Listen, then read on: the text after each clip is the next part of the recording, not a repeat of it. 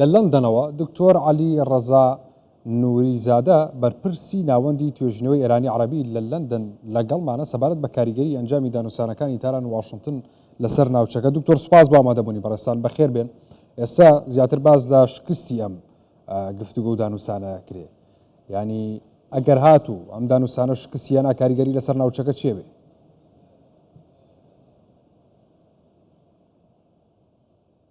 تحياتي إليكم سڵاو ڕێزم بۆ ئێوە بۆ بینەرانی خۆشەویستان و گەلی کوردی خۆشەویست.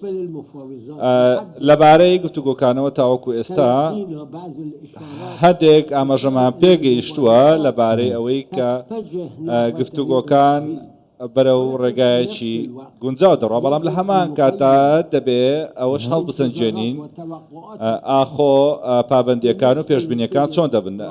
هەرچی لەبارەی بەڕێز ترەمپەوە هەیە هیچ شتێک نییە کە لە دەستی بدات، بەڵام کۆماری ئیسلامی ئێران گەیشتن بە ڕێککەوتنێک لە بەرژەوەندی ئەوانیانە و هەروەها ئایەتوڵڵا خامنەئی ڕێبەری کۆماری ئیسلامی پێشتر ڕایگەیاندووە و چەند جارێکیش دووبارەی کردوێتەوە لەوەی گفتوگۆکردن لەگەڵ شەیتانی گەورە کە ئەمریکایە هیوایەکە لە بەرژەوەندی وڵاتەکە دانیە، هەروەها ڕێی تێ ناچێت و هەروەها کارێکیشە دروست نییە، بەڵکو هەندێک جاریش ئاماژەی داوە بەوەی کە گفتوگۆکردن لەگەڵ ئەمریکا نابێتە هۆی دەستکەوتنی هیچ ئەنجامێک. بۆیە لە بەرژەوەندیمانە نەچینە نێو گفتوگۆ و دانوستانەوە، هەروەها بە زیادبوونی فشارەکانی ئەمریکا و هەروەها فشاری گەلی ئێرانی لەناو ئێران، هەروەها دۆخی ئابووری خراپی ئێران وای لە ڕژێمەکە کردووە گفتوگۆ بکات و هەروەها گەیشتنە مەسقەت، هەروەها نووسراویش تێدا بوو داوای لە ئەمریکا کردبوو کە هەندێک لە سزاکانی سەر ئێران هەڵ بگرێت.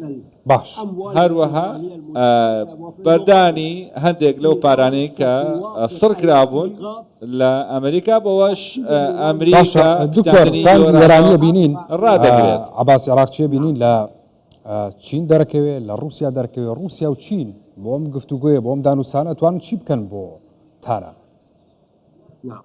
بەڵێ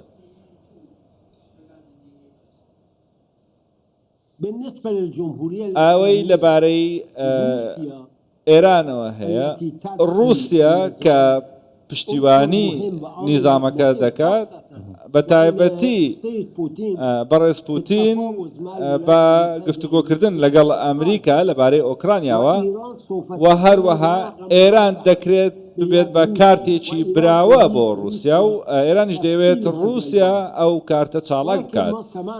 بەڵام ئەوەی کە بیستومانە لەلایەن باڵوێزی رووسیەوە لە بەغدا لەو بارەیەوە پوتین وتێتی کە بێئەمەل بۆ کاتێک وتێتی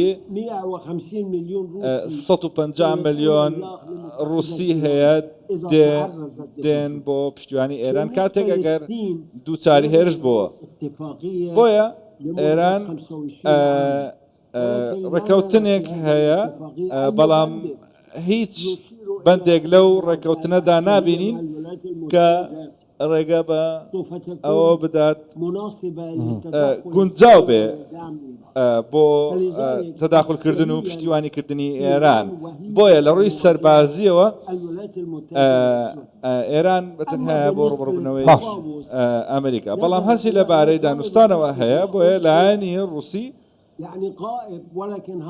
بوونی نییە، بەڵام لە هەمان کاتیشدا لەو گفتوگویانەدا هەیە. بۆیە دەبێت ئێران زیاتر لە 4,000 چیلۆ یۆرانیۆمی پیتێنرا و بە پلەیەکی باش بدات بە رووسیا، بۆیە ئەو کە رووسیا دەتوانێت لە ڕێگەی گفتوگۆکردنەوە. باشە دکتۆر، لە ئەگەریەوەی کە ئێران و ئەمریکا ڕێکەوتن گەرنتیکار کێیە؟ یعنی بۆ نمونە بینیمان ساڵی 2015 کاتێکە ئۆباما ڕێکەوتنی ئەتۆمی لەگەڵ ئێران واژۆ کرد، لە دوای ئەوە ساڵی 2018 ترامپ هات و ڕێکەوتنەکەی دڕاند. گەرنتیکار کێیە بۆی کە ئەمە دووبارە نەبێتەوە؟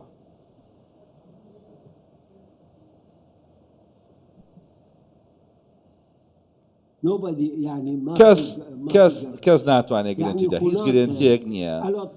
بۆیە لەسەر مێزدا کارتی ئێران و کارتی ئەمریکا هەیە و هەروەها دانوستانێک هەیە لەبارەی گەیشتن بە خاڵی یەکسان لە نێوان هەردوولادا. ئەمریکا بە هەمان شێوە لە ژێر فشاریی زۆر ئیسرائیلدایە.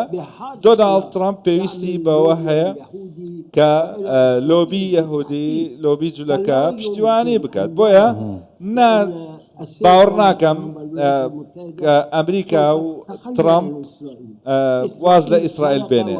بۆیە ئیسرائیل زۆر ترساوە لەو بەرنامەی کە ئێران هەیەی، بۆیە دەبێ هەندێک گرنتی هەبێ لەلایەن ئێرانەوە و هەروەها ڕووسیاش بزانێت کە بیسەرمێنێت کە ئێران ناگەڕێتەوە سەر بەرنامەی ئەتۆمی بۆ بواری سەربازی. زۆر باشە. بەپێی ئەو لێدوانانەی کە هەیە دکتۆر، لە دوای ئەنجامی دانووسانەکان چی ئەبێ؟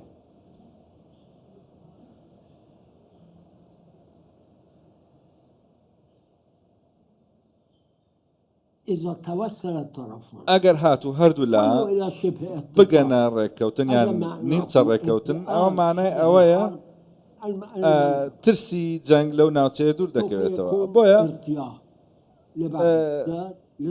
ئیسراحەتێک بە بەغداد دەدرێت، بە سعودیا، بە وڵاتانی کەنداو دەدرێت ئەو کاتە.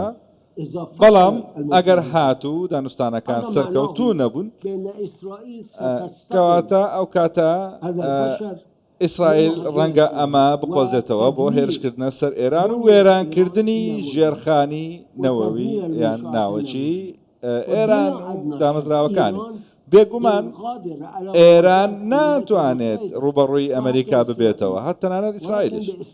بۆیە بەڵام دەتوانێت چەند موشەکێک بنێرێت بۆ دوبەی و بۆ بەحرێن و وڵاتانی کەنداوە. ئەمە کێشە گەورەکەیە. بۆیە وەزیری دەرەوەی سعودیا بە ئەمیر خالد بن سلمان چوو بۆ تاران و لەگەڵ خۆیدا هەندێک گرنتی پێداون لەوەی کە سعودیا نایەڵێت ئیسرائیل ئاسمانەکانی بەکاربێنێت بۆ هێرشکردنە سەر ئێران. بەڵام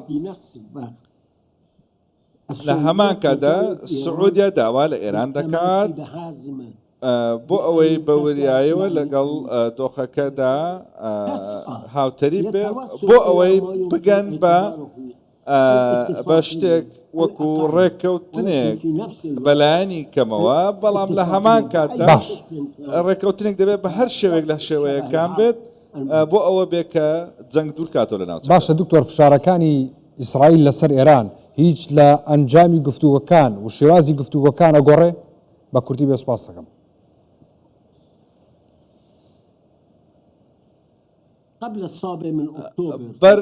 بەر لە ئۆکتۆبەری ساڵی 2023 ئێران زۆر کۆنتترۆلی عێراق و یەمەن و لوبنان و سووریای کردبوو و هەروەها حەشدی شعبی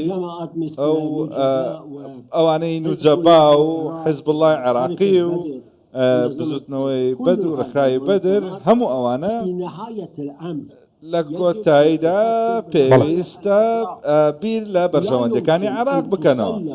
نابێ بە شێوەیەک هەڵسوکەوتکەن. بۆ نمونە بەڕێز عامیری ڕووباتە تاران و لە هەمان کاتیشدا بڵێ من عێراقیم و بڕوان بە ئیرادەتی عێراقەیە. زۆر باش. من زۆر لە عێراقیەکانم بینی و پێم وتووە بەڕێز سوودانی سەرۆک وەزیرانی عێراق دەستی بە فشار کردووە بۆ سەر ئەو ڕێکخراوانە ئەو گروپانە بۆ ئەوەی هاوپەیمانیەکان لەگەڵ عقایدەکاندا ببڕێت. بەڕێز دکتۆر عەلیڕەزا نووریزادە بەرپرسی ناوەندی توێژینەوەی ئێرانی عەرەبی لە لەندەن لەگەڵ مامووی سوپاس بە ئامادەبوونی بەڕێستە.